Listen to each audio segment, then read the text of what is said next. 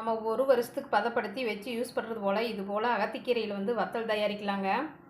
இது எந்த பதத்தில் எது போல் நம்ம இந்த கீரை வந்து உருண்டை இல்லாமல் பாருங்கள், இது உதிர் உதிரியாக தனித்தனியாக ஒவ்வொரு இடம் தனித்தனியாக நம்ம கீரை பறித்து போட்டது போலயே இருக்குங்க.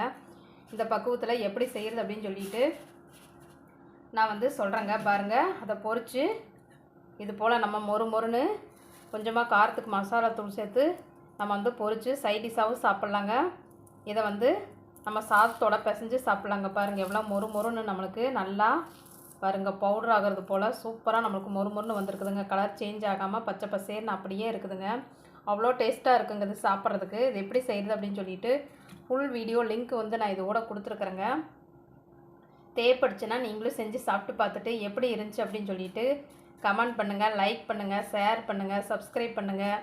பிடிச்சிருந்துச்சின்னா தொடர்ந்து ரேணுகா வீட்டு சமையலுக்கு சப்போர்ட் பண்ணுங்கள். நன்றிங்க. நாளைக்கு இன்னொரு சமையலில் நாம் சந்திக்கலாங்க.